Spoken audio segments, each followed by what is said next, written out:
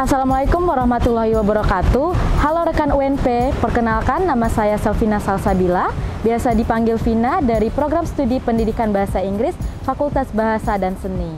Saya merupakan salah satu beasiswa dari Indonesian International Student Mobility Awards atau biasa disebut ISMA.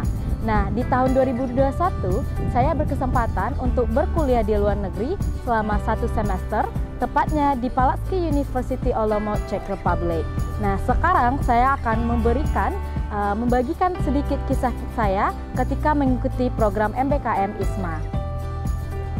Untuk teman-teman yang bertanya apa itu ISMA? ISMA merupakan salah satu dari program MBKM. Apa itu MBKM? Merdeka Belajar Kampus Merdeka. Nah, di program ini mahasiswa diberikan kesempatan untuk berkuliah di luar negeri selama 1 semester dan juga untuk mempelajari mata kuliah yang tidak ada di host universitasnya atau di universitas asalnya. Nah, selama mengikuti program ISMA, banyak sekali pengalaman yang saya dapatkan, tentunya di bidang akademik dan juga di bidang non-akademik. Seperti contoh, di tahun 2021 ketika belajar di Palacký University Olomouc, saya mengambil 4 mata kuliah. 3 dari 4 mata kuliah ini sangat berbeda dengan mata kuliah saya sehari-hari di UNP. Contohnya saya mengambil mata kuliah Historical Olomouc. Ini merupakan mata kuliah tentang sejarah kota Olomouc, tempat di mana saya belajar. Selanjutnya, saya juga mengambil mata kuliah Introduction to Educational Psychology. Ada juga mata kuliah yang disebut dengan Central European. Nah, di sini saya berkesempatan untuk mengenal lebih jauh apa itu Central European, bagaimana sejarahnya, dan saya juga berkesempatan untuk mengenal lebih dekat tentang psikologi pendidikan. Dan di Palacký sendiri, sistem akademiknya sangat bagus. Kami untuk kuliah itu ada 2 sistem. Yang pertama, kita punya namanya sistem seminar, yang kedua ada juga sistem lecture.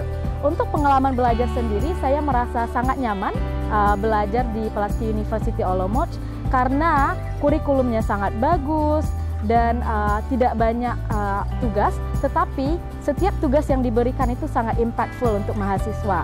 Contohnya, di setiap mata kuliah yang saya ambil, kami cuma punya 1 tugas selama 1 semester, dan tugasnya itu dalam bentuk paper atau essay. Nah, paper atau essay itu bisa diselesaikan dalam waktu kurun 1 semester.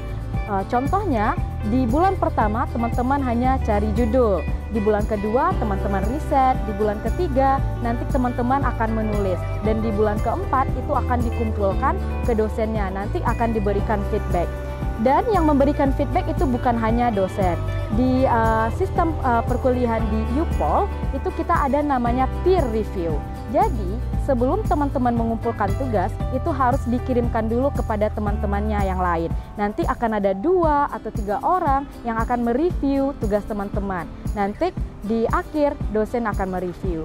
Dan untuk bentuk tugas akhirnya pun beragam, tidak melulu ada UAS, tetapi ada juga dalam bentuk paper atau essay, ada juga dalam bentuk oral exam. Di mana jika ada oral exam, teman-teman akan melaksanakan UAS secara langsung, tatap muka dengan dosennya gitu. Dan setelah ujian selesai, itu nilainya akan diberikan. Di UPOL sendiri itu sangat terbuka masalah nilai. Setelah ujian berlangsung, teman-teman akan diberikan nilai dan teman-teman diberikan ruang untuk komplain jika teman-teman merasa nilai yang didapat tidak sesuai dengan keinginan. Di sisi lain, selain akademik, saya juga belajar banyak tentang budaya baru, yaitu budaya di Ceko, bagaimana keseharian orang-orang di Ceko. Saya juga belajar bahasa yang baru karena Ceko bukan negara yang memakai bahasa Inggris dalam kesehariannya. Jadi pengalaman-pengalaman seperti ini bisa teman dapatkan ketika keluar dari zona nyamannya, ketika teman-teman keluar ke tempat yang baru, misalnya ke luar negeri. Jadi pengalaman-pengalaman inilah yang saya dapatkan selama saya ISMA selama 1 semester di Republik Ceko.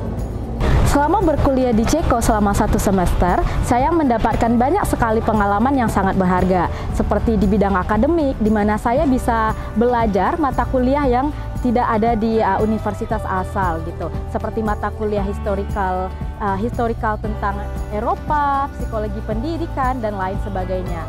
Di Palaski University Olomouc sendiri, kami mempunyai dua sistem belajar. Yang pertama lecture dan yang kedua seminar. Sistem belajarnya sangat mendukung mahasiswa untuk bisa memiliki critical thinking. Jadi teman-teman jika nanti berkuliah di luar negeri itu akan dilatih public speakingnya karena akan diminta untuk terus menyampaikan opini-opininya. Untuk teman-temannya sendiri, ketika saya pertama kali datang ke sana, saya merasa takut apakah nanti saya akan bisa bersosialisasi dengan baik. Tetapi ternyata ketakutan itu sirna ketika sudah sampai di sana. Masyarakat di Ceko sangat welcome dengan turis-turis asing. Walaupun mereka tidak bisa berbahasa Inggris, mereka akan tetap mencoba untuk berkomunikasi dengan teman-teman. Seperti di supermarket, kalau kasirnya ibu-ibu yang tidak bisa berbahasa Inggris, mereka akan mencoba untuk berbicara dengan bahasa isyarat gitu, pakai body language. Dan di lingkungan kampus banyak sekali kegiatan atau ekstrakurikuler yang bisa diikuti. Ada perkumpulan-perkumpulan mahasiswa, ada juga perkumpulan Erasmus, teman-teman internasional lainnya. Jadi jika teman-teman kuliah di luar negeri, jangan takut, pasti akan bisa bersosialisasi dan untuk mendapatkan teman. Ketika kita pergi ke suatu negara baru, banyak hal-hal yang akan kita temui, seperti perbedaan budaya, perbedaan bahasa.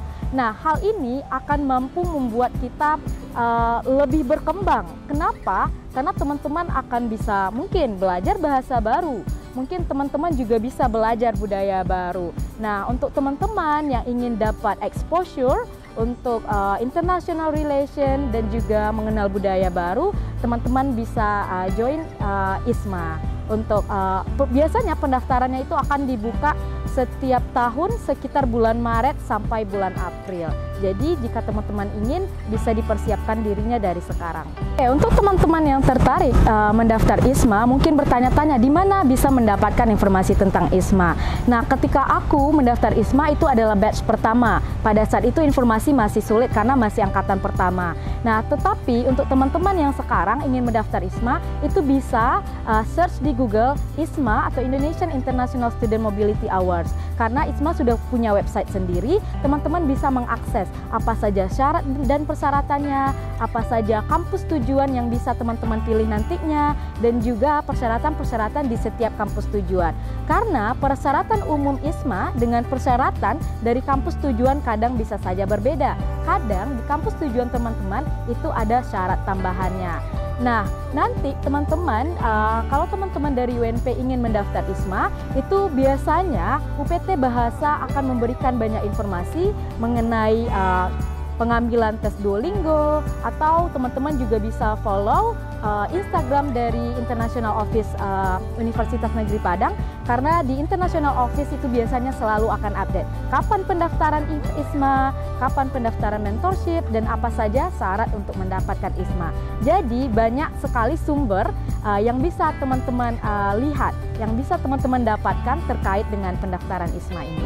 Oke, untuk persyaratannya sendiri, jika teman-teman tertarik untuk mendaftar ISMA, ada beberapa hal yang harus teman-teman siapkan. Yang pertama itu, teman-teman harus berada di semester. Yang pertama berada di semester 4 atau berada di semester 6 ketika mendaftar ISMA. Karena nanti berangkatnya akan di semester ganjil, yaitu semester 5 atau semester 7. Selanjutnya, teman-teman juga harus memiliki English Proficiency Test atau sertifikat bahasa Inggris. Nah, apa saja bentuk sertifikat bahasa Inggrisnya? Teman-teman bisa punya Duolingo English Test, bisa juga IELTS, bisa juga TOEFL IBT. Nah, apakah harus mempunyai 3 sertifikat bahasa Inggris ini? Tidak, teman-teman cukup punya 1 dan sudah bisa mendaftar di ISMA. Tetapi yang membedakan 3 sertifikasi bahasa Inggris ini adalah universitas yang bisa teman-teman pilih. Contohnya, jika teman-teman memilih IELTS, akan banyak pilihan universitas yang bisa teman-teman coba daftar. Atau untuk Duolingo hanya menerima di beberapa universitas. Selain sertifikasi bahasa Inggris, teman-teman juga harus memiliki GPA atau IPK di atas 3. Jadi make sure kalau teman-teman ingin daftar ISMA, IPK-nya harus di atas 3. Selanjutnya, syarat selanjutnya yaitu teman-teman harus membuat esai.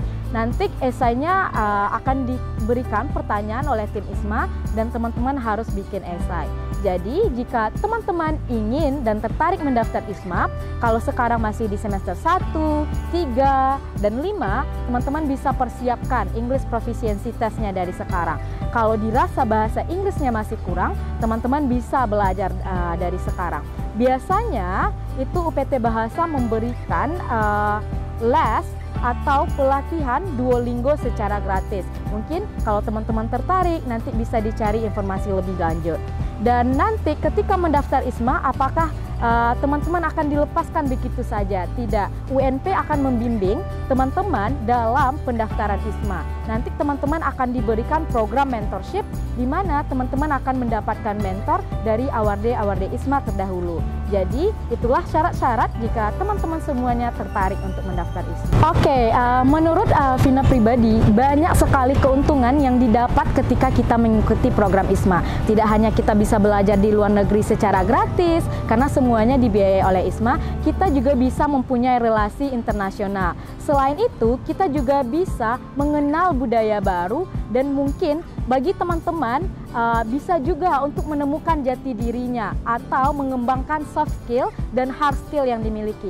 Karena ketika kita pergi ke negara yang jauh dari negara asal kita di sana sendiri, kita berada di lingkungan yang tidak familiar, mungkin ada masalah-masalah yang akan datang dan kita tidak tahu bagaimana cari solusinya. Dan hal-hal inilah yang membuat teman-teman nantinya bisa keluar dari zona nyaman. Hal-hal inilah yang membuat teman-teman menjadi lebih dewasa, karena teman-teman dipaksa untuk mencari solusi sendiri untuk menghadapi hal-hal ini. Selanjutnya di bidang relasi, saya rasa ketika teman-teman berkumpul di suatu negara bersama orang-orang yang lain dari background yang berbeda, dari misalnya program studi yang berbeda, teman-teman akan mempunyai sangat banyak relasi. Teman-teman bertemu orang-orang hebat yang bisa bertukar pikiran dan mungkin akan bisa menjadi teman yang lama, lifelong friends. Nanti teman-teman juga bisa mempunyai relasi dengan dosen-dosen dari kampus tujuan. Dan menurut saya hal yang sangat membanggakan dari menjadi seorang awardi ISMA yaitu kita bisa menjadi representatif dari Indonesia. Kita bisa menjadi representatif dari kampus kita.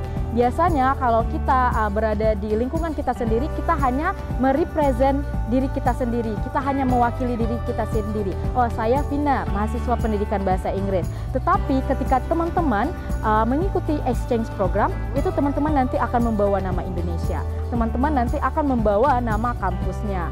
Nah, ini juga merupakan suatu kesempatan yang luar biasa. Karena dengan kesempatan ini, teman-teman bisa mengenalkan budaya Indonesia, teman-teman bisa mengenalkan kampusnya. Mungkin teman-teman bisa juga menjadi jembatan untuk kampus kita, Universitas Negeri Padang, menjalin kerjasama dengan kampus tujuan gitu. Jadi banyak sekali hal-hal yang didapatkan dari ISMA. Juga mungkin kalau teman-teman senang traveling, ini hanya sebagai bonus, tetapi kadang di ISMA dalam programnya kita juga mengunjungi beberapa kota, beberapa tempat. Di kasus Vina sendiri, tidak hanya mengunjungi kota-kota yang ada di Republik Ceko, tapi saya juga berkesempatan untuk mengunjungi negara-negara lain yang ada di sekeliling Ceko. Tentunya ini sangat menambah pengalaman. Oke, teman-teman sudah dengarkan begitu banyak pengalaman dan benefit dari mengikuti ISMA ini. Untuk itu, Vina ingin mengajak teman-teman semua, jika teman-teman ingin merasakan exposure dari dunia internasional, jika teman-teman ingin menambah pengalaman untuk belajar di luar negeri, mungkin teman-teman bisa join ISMA. Walaupun ISMA merupakan salah satu program unggulan, teman-teman tidak perlu takut karena semua orang diberikan kesempatan untuk mengikuti ISMA ini.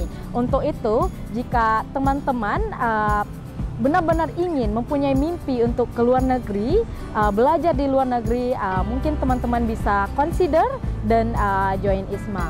Kalau ada teman-teman yang bilang, aku bahasa Inggrisnya tidak terlalu bagus, aku takut tidak akan kompeten, aku takut tidak bisa bersaing. Nah, teman-teman, intinya di sini kalau teman-teman berani mencoba, itu selalu akan ada kesempatan. Bayangkan jika teman-teman mencoba, hanya akan ada dua kemungkinan yang terjadi. Yang pertama, kemungkinan teman-teman lolos, yang kedua, kemungkinan teman-teman gagal. Jadi kemungkinan untuk lolos itu ada 50%. Tetapi jika teman-teman tidak mencoba sama sekali, kemungkinan gagalnya sudah pasti 100% kan. Nah, untuk itu saya sendiri selalu berkata kepada diri saya, apapun kesempatannya selalu dicoba, karena kita tidak tahu di mana kita akan berhasil atau kapan kita berhasil. Untuk itu teman-teman semuanya, ayo kita bersama-sama join ISMA. Mungkin sekian saja pengalaman dari saya. Teman-teman yang mau join ISMA nanti bisa juga di reach out award-award yang lainnya jika ingin bertanya mengenai ISMA. Oke, sekian teman-teman. ISMA, be bold to go abroad. Assalamualaikum warahmatullahi wabarakatuh.